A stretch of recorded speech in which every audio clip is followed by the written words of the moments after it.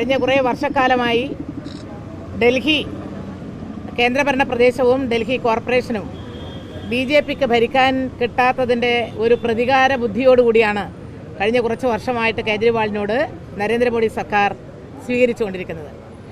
മാത്രമല്ല, നേരത്തെ നമ്മുടെ പ്രിയപ്പെട്ട നേതാവ് ഗോവിന്ദൻ മാസ്റ്റർ പറഞ്ഞതുപോലെ നരേന്ദ്രമോദി സർക്കാരിനെതിരെ ആരെഴുതുന്നുവോ, ആര് പ്രതികരിക്കുന്നുവോ, ആര് സംസാരിക്കുന്നുവോ, ആര് ചിന്തിക്കുന്നുവോ അവർക്കെല്ലാം എതിരെ ഇതുപോലെ എൻഫോഴ്സ്മെൻറ്റ് ഡയറക്ടറേറ്റ് ഉൾപ്പെടെയുള്ള അവരുടെ സജ്ജീകരണങ്ങളെയും സംവിധാനങ്ങളെയും ഉപയോഗിച്ച് തകർക്കാനാണ് ശ്രമിക്കുന്നത്.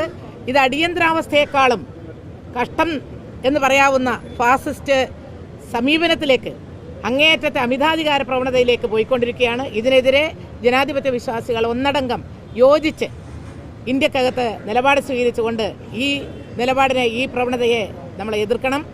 കേജ്രിവാളിനെ അറസ്റ്റ് ചെയ്ത നടപടിയിൽ അതിശക്തമായിട്ട് ഇന്ത്യയിലെ ജനങ്ങൾ പ്രതിഷേധിക്കണം എന്നാണ് ഞങ്ങൾക്ക് അഭ്യർത്ഥിക്കാനുള്ളത്.